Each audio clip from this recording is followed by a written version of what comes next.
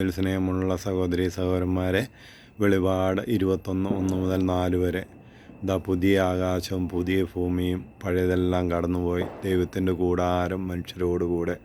അവിടുന്ന് അവരുടെ മിഴികളിൽ നിന്ന് കണ്ണുനീർ തുടച്ചു മാറ്റുകയും ഇനി ദുഃഖമോ മുറവിളിയോ ഉണ്ടാവുകയില്ല. പ്രിയമുള്ളവരെ, ഈ 2026 കർത്താവ് നമ്മുടെ മിഴികളിൽ നിന്ന് കണ്ണുനീർ തുടച്ചു മാറ്റി ഒരു സമാധാനവും സന്തോഷവും ദൈവം നമ്മളോട് കൂടെ ഒത്തു വസിക്കുന്ന ഒരു അനുഭവം എല്ലാവർക്കും ഉണ്ടാകട്ടെ എന്ന് പ്രാർത്ഥിക്കുന്നു. പ്രത്യേകിച്ച് നമുക്കറിയാം, ഈ 2026 എല്ലാ ദിവസവും ദിവ്യബലി അർപ്പിച്ച് പ്രാർത്ഥിക്കുവാനുള്ള കൃപയ്ക്ക് വേണ്ടി പ്രാർത്ഥിക്കാം. അതോടൊപ്പം തന്നെ ദൈവത്തിൻ്റെ കൂടെ യാത്ര ചെയ്യുവാൻ ദൈവം നമ്മോട് കൂടെ, നമ്മളും ദൈവത്തിൻ്റെ കൂടെ.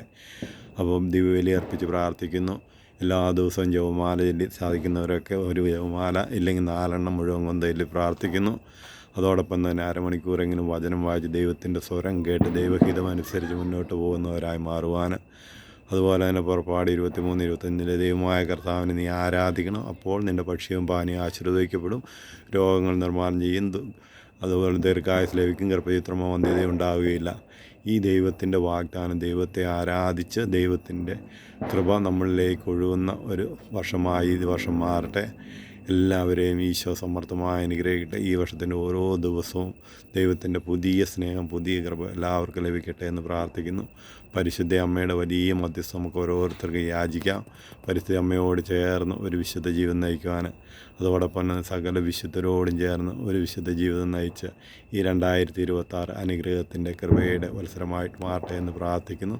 ഈശോ എല്ലാവരെയും സമർത്ഥമായി അനുഗ്രഹിക്കട്ടെ.